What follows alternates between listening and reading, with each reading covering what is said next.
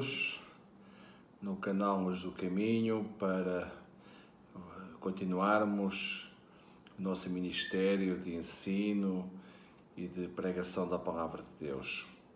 Para vós hoje trago-vos um tema, características do verdadeiro cristianismo, para refletirmos de que não basta professarmos uma religião ou mesmo nos intitularmos como cristãos.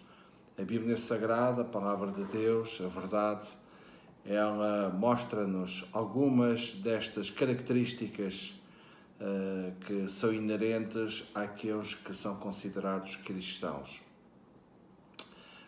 Eu trago 8 destas características, 8 básicas, principais, haverá muitas outras, mas não quero tornar a mensagem muito exaustiva e quero partilhar convosco então estas 8 características. A primeira está em João no capítulo 3, verso 5, que diz: Jesus respondeu, na verdade te digo, que aquele que não nascer da água e do Espírito não pode entrar no reino de Deus. Estas palavras foram proferidas a Nicodemos, um mestre em Israel, um conhecedor nato dos textos sagrados do Antigo Testamento, mas este homem não entendia a importância do novo nascimento. Pensava, inclusive, que se teria que voltar ao ventre de sua mãe, e Jesus disse que não era num aspecto físico que Jesus estava a falar, mas sim no aspecto espiritual. O pecado que afastou o homem de Deus, que levou o homem à morte, a salvação, o arrependimento e a salvação traz novamente o homem de volta à comunhão, à relação com Deus. E este nascimento é o nascimento da água, como diz o texto. A água purifica, isto é o agente da palavra, a palavra é isto mesmo que faz, purifica a nossa vida, e também do Espírito, que traz a própria vida, a relação. O homem no seu Espírito e com o Espírito de Deus agora tem acesso a Deus em adoração, em devoção. Portanto, e o novo nascimento tem muito a ver com isto, tem a ver com a nova vida em Cristo que o cristão deve ter. Então, esta é a primeira característica, nascer de novo, uma nova vida em Jesus Cristo. A segunda característica é uma vida abundante ou vida radiante. Mateus 5,16 diz assim: assim resplandece a vossa luz diante dos homens, para que vejam as vossas boas obras e glorifiquem o vosso Pai que está nos céus. João 10,10 diz: o ladrão não vem senão a roubar, matar e a destruir. Eu vim para que tenham vida e a tenham com abundância. No primeiro texto, após este novo nascimento, esta vida de Deus no nosso interior, tudo muda. O texto fala que os homens devem olhar para nós e ver as nossas boas obras e através delas glorificarem o nosso Pai que está nos céus. A nossa luz deve resplandecer, começa assim o texto, assim resplandeça a vossa luz diante dos homens. Ou seja, a mudança de uma nova vida, de um cristão verdadeiro, é uma mudança visível. As pessoas notarão, as pessoas irão analisar, irão ver no novo convertido, naquela pessoa que tem uma nova vida, algo diferente. Há um testemunho, há boas obras que nos acompanham, há toda uma luz. Noutro lugar, o Senhor até nos incentiva a sermos sal, que tempera, que conserva, que influencia este mundo mau. Assim, o cristão é alguém que o seu estilo de vida foi mudado. Mas foi mudado de tal forma que as demais pessoas notam isso mesmo. Há um testemunho, um palavreado diferente, ações diferentes, motivações diferentes, atitudes diferentes, tudo é diferente. para melhor, segundo as Sagradas Escrituras. Portanto, o novo convertido é uma pessoa que tem uma nova vida em Cristo, uma vida radiante e abundante, mesmo perante circunstâncias adversas, mesmo perante pobrezas, mesmo perante algo à nossa volta que parece que não é nada favorável. O cristão é um pauta a sua vida por princípios espirituais, princípios de Deus, princípios eternos, e isto é visível. Eu estive no Haiti 2 anos e qualquer coisa, um país pobre, mesmo muito pobre, e eu vi com os meus próprios olhos aqueles queridos irmãos na sua pobreza a celebrarem a Deus efusivamente, com uma alegria extravagante, uma alegria contagiante. Porquê? Porque a obra que Cristo faz no interior do homem está para além das carências, das necessidades, das circunstâncias adversas. Então, esta é uma característica muito importante também. Um cristão, ele tem uma vida radiante e uma vida abundante. É uma pessoa que tem o seu caráter, qualidades de vida, qualidades de personalidade, de sentimentos, o nosso caráter em formação constante. O texto é Mateus 7,24 e diz: todo aquele, pois, que escuta estas minhas palavras, sempre a palavra, o agente, a água, está sempre presente, estas minhas palavras, e as pratica, assemelhá-lo-ei ao homem prudente que edificou a sua casa sobre uma rocha. Neste mesmo texto, uma parábola que Jesus contou, ele diz que um homem nasce, um homem louco, é aquele que edifica uma casa sobre areia. E vêm os ventos e as tempestades e a casa vai ruir, porque os alicerces são muito frágeis. Não há consistência nos alicerces. Mas o homem prudente vai edificando a sua casa, uma ação contínua. Isto fala da nossa vida, isto fala da nossa personalidade, isto fala da nossa maneira de ser, das nossas motivações, das nossas emoções, do nosso psíquico. Isto fala daquilo que nós somos. Nós vamos construindo esta edificação, esta casa, numa rocha. Não temos tempo, esta rocha simboliza Cristo, e todo aquele que edifica a sua casa nesta rocha pode vir os tempos maus, as adversidades, as pandemias, as notícias, os diagnósticos, o que for, pode vir tudo contra si, ele vai se manter firme, ele não vai abalar. E esta é uma característica de um cristão. Alguém firme, alguém consistente, alguém que não vai pelas marés, nem pelas ondas, nem pelas correntes, não.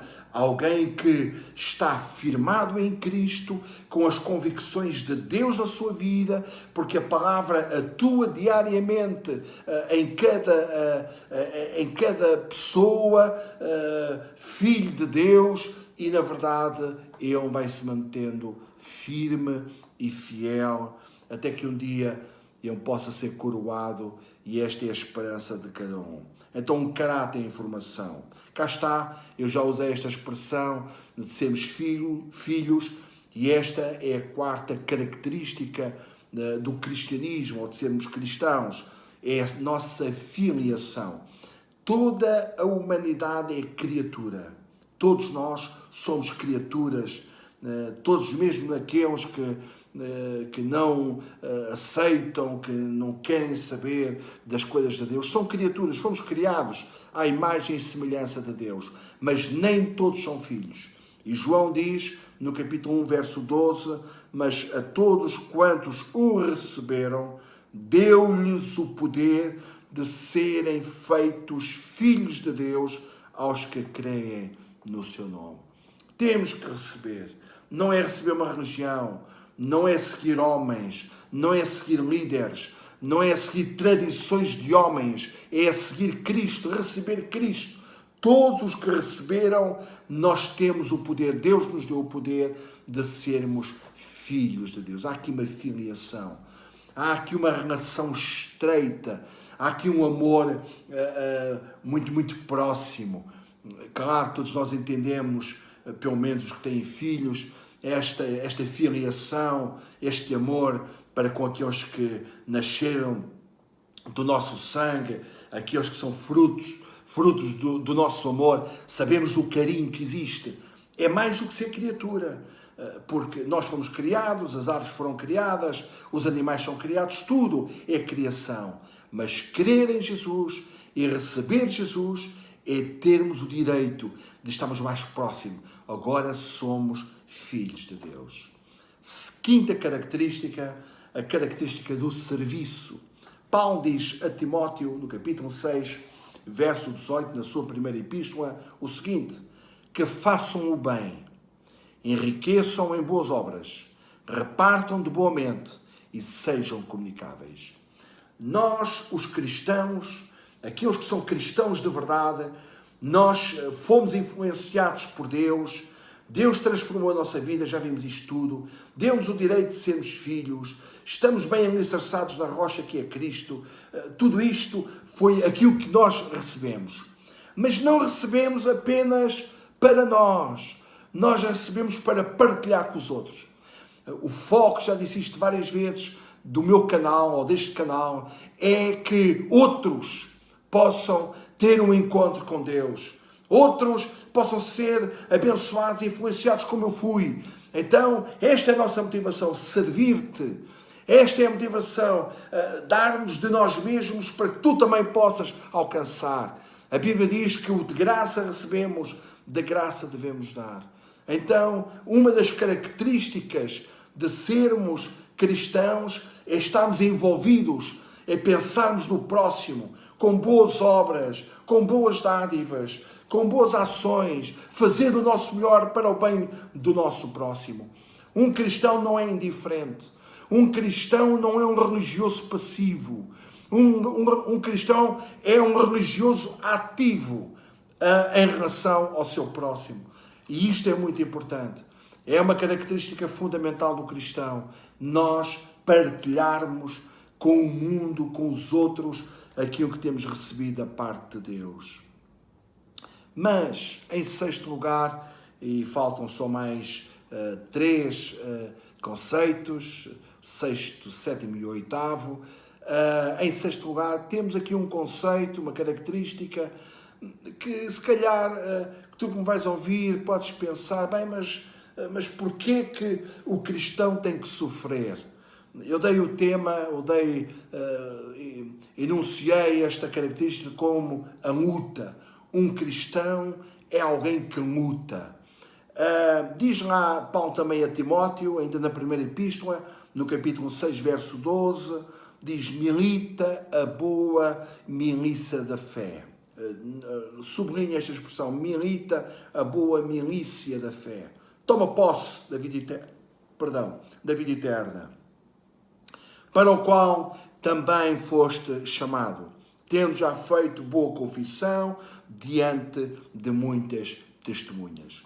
Paulo usa aqui uma linguagem militar de exército. Nesta altura, Israel subjugado pelo Império Romano, vários focos, vários grupos tentaram investir contra este império. Então ele está a usar uma expressão que Timóteo conhecia muito bem e nós também conhecemos. Milita, a palavra militar deriva desta expressão milita, tem a ver com pertencermos a um exército. E ser filho de Deus é estar em luta. Noutro lugar, este mesmo Paulo diz que a nossa luta não é contra a carne, nem o sangue, não é contra os homens, não é contra as pessoas. Não, isso é perca de tempo. A nossa luta é contra as hostes espirituais da maldade. Há uma luta titânica, há uma luta feroz, desde a queda de Lucifer, que era um querubim ungido, lá no paraíso, lá na presença de Deus, melhor dito, ele que quis ser como o Altíssimo, e ele foi expulso, mais uma terça parte dos anjos foram expulsos da presença de Deus. Agora este Satanás e as suas hostes lutam contra Deus e luta contra tudo aquilo que é de Deus. Há uma luta. Quando nós pregamos o Evangelho, Satanás não fica contente. Quando nós oramos pelas pessoas, ele se opõe.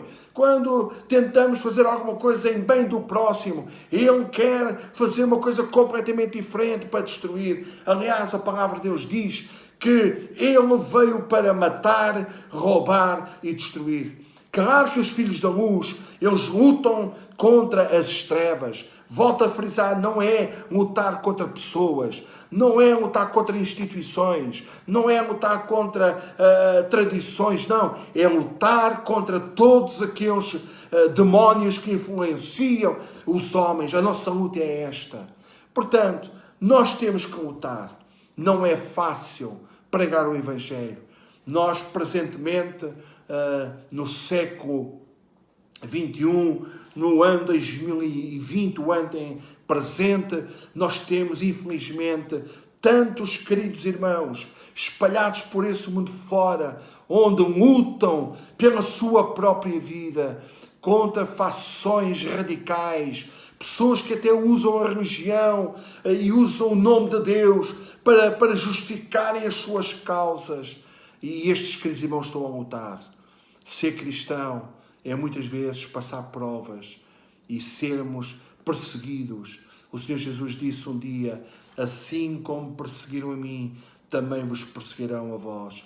Mas vale a pena, meus queridos amigos, vale a pena mesmo pagarmos este preço, porque a nossa redenção está próxima. Um dia estaremos com Ele brevemente, no futuro breve, e estaremos ali para gozar a eternidade com Ele. Vale a pena. Os nossos queridos irmãos neste século, neste primeiro século, Paulo e tantos outros, deram a sua vida, foram mártires por causa desta causa. Então, vale a pena, mesmo que tenhamos que sofrer por amor a Cristo, vale a pena, porque o nosso galardão será glorioso. É uma luta, como eu dizia, mas o ponto número 7, a característica de um cristão, é que ele é uma pessoa de vitória. Diz João na sua primeira carta, no capítulo 5, verso 4, porque todo aquele que é nascido de Deus vence o mundo, e esta é a vitória que vence o mundo, a nossa fé. Estamos numa guerra, estamos numa luta, mas somos vitoriosos. Louvado seja Deus. Nós podemos ser afligidos, mas nós não somos destruídos. Podemos ser perseguidos, mas não de maneira nenhuma somos derrotados. O Senhor luta por nós. Como os apóstolos venceram, como a igreja primitiva, desde o primeiro século. É verdade que muitos deram a sua vida, mas a grande verdade é que o Evangelho chegou aos nossos dias. Isto é fruto de sangue derramado. Estes homens não tinham a sua vida como preciosa. Eles queriam simplesmente servir a Deus, batalhar por Deus e vencer no nome de Jesus. Louvado seja Deus. A igreja, o cristão verdadeiro é um homem de vitória. O nosso discurso é vitória. Mesmo no meio de uma calamidade, mesmo no meio de uma pandemia, há uma esperança, há uma certeza, há uma graça especial de Deus, há uma confiança de que nós somos vitoriosos em Cristo Jesus. Louvado seja o Senhor. O meu sincero desejo é que o Espírito de Deus te dê esta confiança, te dê esta certeza, aquilo que Ele está a fazer agora no meu coração, me dando o seu testemunho de que eu sou filho de Deus e que sou vitorioso. Não sou um homem perfeito, não, de maneira nenhuma, mas tenho vitória em Cristo Jesus. Louvado seja Deus. Ser um vitorioso, aleluia, declara isto mesmo na presença do Senhor. Eu tenho vitória no nome do Senhor Jesus. O crente é um crente de vitória. E por fim, em oitavo lugar, para não ser exaustivo como eu prometi, João 17,3 nos dá o auge das características do que é um ser cristão. Diz lá 17:3 de João: e a vida eterna é esta, que conheçam a ti só, por único Deus verdadeiro, e a Jesus Cristo a quem enviaste. Ou seja, um cristão é aquele que tem a certeza da vida eterna. Um exercício muito simples. Abeira-te de uma pessoa religiosa numa qualquer igreja tradicional e pergunta a essa pessoa se ela tem a certeza da vida eterna. Pergunta a ela se quando, ou melhor, ou se tu já foste a um funeral e já acompanhaste uma cerimónia religiosa qualquer, tradicional, qual é o discurso daquelas pessoas? Qual é a esperança que têm após a sua partida deste mundo? Toma nota daquilo que eu te vou dizer. É verdade que era bom que houvesse uma máquina que pudesse demonstrar a verdade. Mas a verdade é uma aceitação. Ou crês naquilo que está escrito na palavra de Deus, que é a verdade, ou não crês. Não há outra forma.